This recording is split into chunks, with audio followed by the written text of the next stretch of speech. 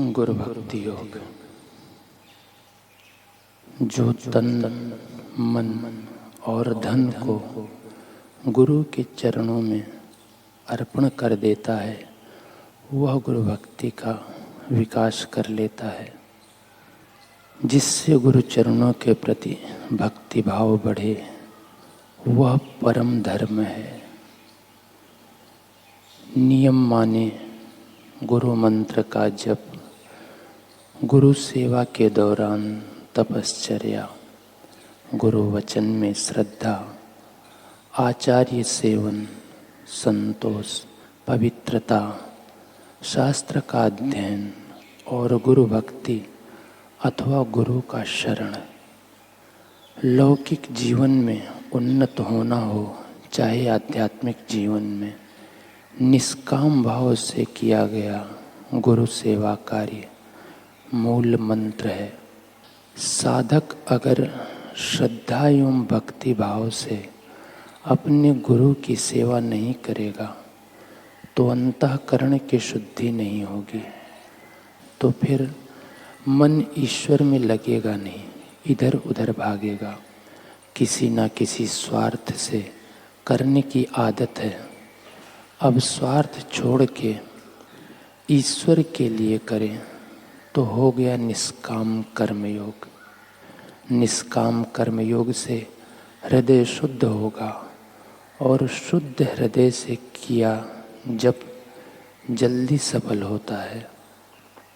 जप से भी हृदय शुद्ध होता है, तो जप भी निष्काम भाव से करें और सेवा भी निष्काम भाव से करें। जो दिखावे के लिए सेवा करते हैं, वे सेवा के हीरे को कीचड़ में डाल देते हैं।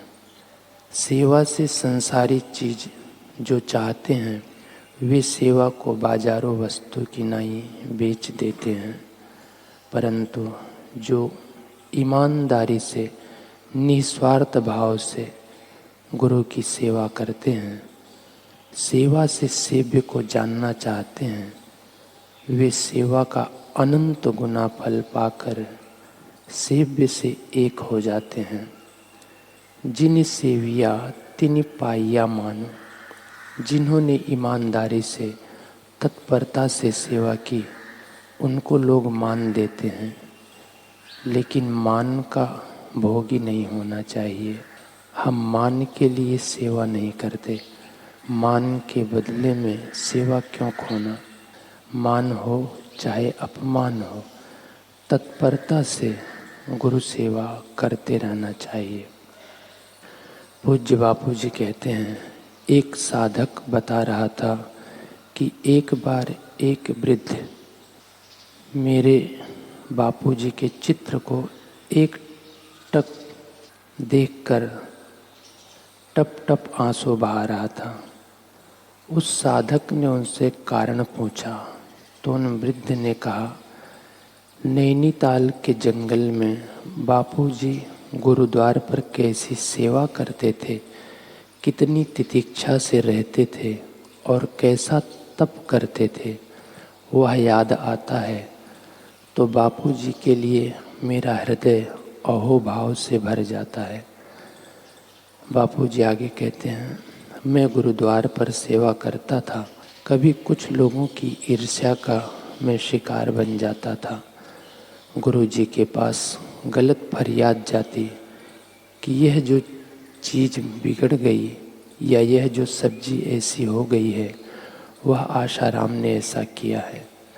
वे लोग सचमुच वैसा करके फिर मेरे नाम से फरियाद करते थे। गुरु कृपा से ब्रह्मानुभूति होने के बाद एक बार मैं मेरे शिष्य शिवलाल के साथ मेरे गुरुदेव के दर्शन करने गया। गुरुजी ने किसी निमित्त मेरे को डांटा।